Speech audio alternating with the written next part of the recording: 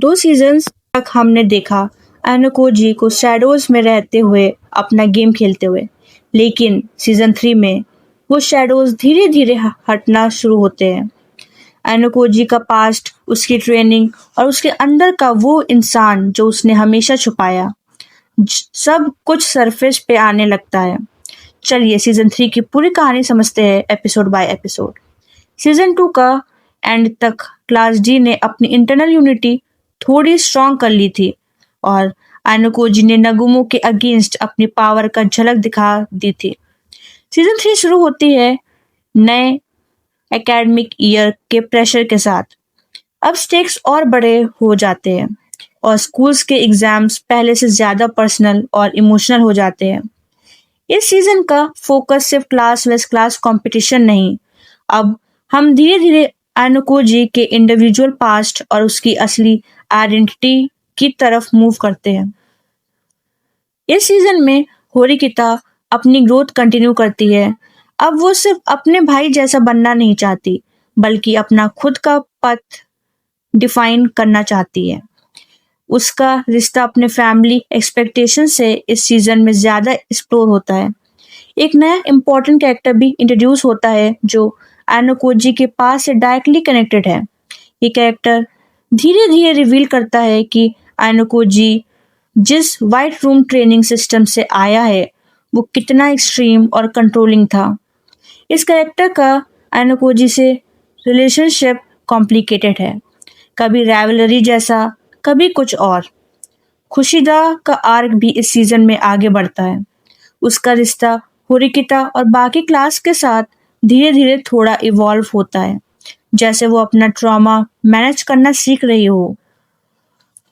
Season शुरू होते ही school के एक नए एग्जाम फॉर्मेट इंट्रोड्यूस करता है जो पहले से ज्यादा इंडिविजुअल फोकस्ड है। मतलब अब ग्रुप की जगह हर स्टूडेंट का पर्सनल परफॉर्मेंस ज्यादा मैटर करता है। ये चेंज क्लास डी के लिए ट्रिकी है क्योंकि उनकी स्ट्रेंथ हमेशा उनकी टीम यूनिटी रही है। यह हम देखते हैं कि कैसे डिफरेंट स्टूडेंट्स अलग अलग तरीके से इस नए प्रेशर को हैंडल करते हैं। कुछ कॉम्पिटिटिव हो जाते हैं, कुछ एंग्शियस और कुछ जैसे एनोकोजी बस क्वाइटली ऑब्जर्व करते रहते हैं, पैटर्न समझने की कोशिश करते हुए। ये सीजन का सबसे इम्पोर्टेंट हिस्सा है। धीरे धीरे हमें एनोकोजी के बचपन के बारे में ज्यादा पता चलता है, कैसे उसे बचपन से ही एक extreme almost inhuman training system में रखा गया था, जिसका मकसद था परफेक्ट इंसान बनाना। इमोशन, वीकनेस, अटैचमेंट सब कुछ रिमूव करके। ये रिवील शो का टोन थोड़ा बदल देता है।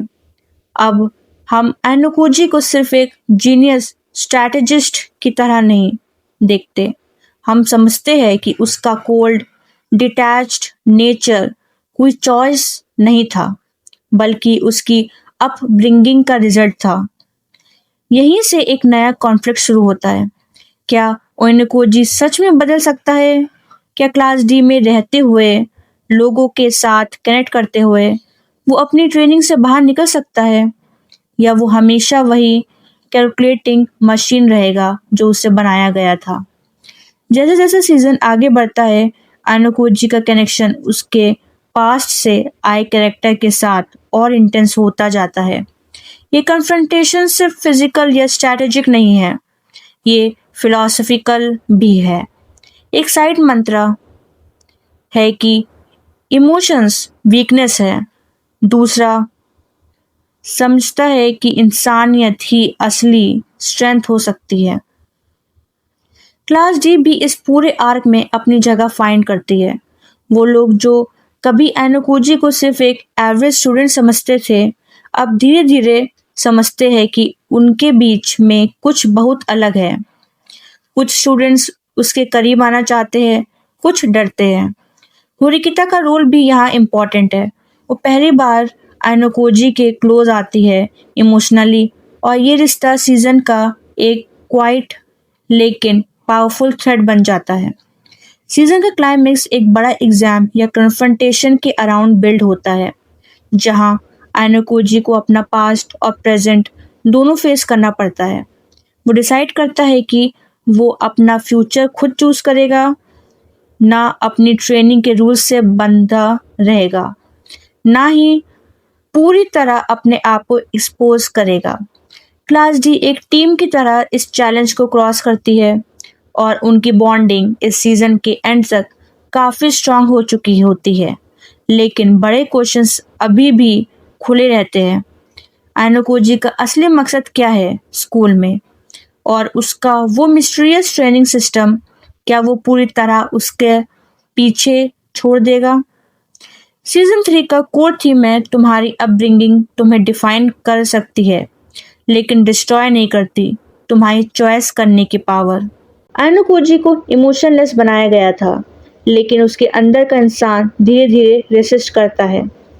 ये सीजन भी यही दिखाता है कि असली कनेक्शन, चाहे वो दोस्ती हो या ट्रस्ट, किसी भी परफेक्ट सिस्टम से ज़्यादा पावरफुल हो सकता है। सीजन 3 आयनोकोजी के पास का दरवाज़ा खोल देता है और ये क्लियर कर देता है कि उसकी कहानी सिर्फ स्ट्रैटेजी की नहीं, आइडेंटिटी और इंसानियत की भी है। अगर तुम्हें ये ब्रेकडाउन पसंद आया, कमेंट में बताओ अगला कौन सा सीज़न या आर्क देखना चाहते हो। वीडियो को लाइक करो, चैनल को सब्सक्राइब करो और बेल आइकन दबाना मत भूलना। मिलते हैं अगली वीडियो में।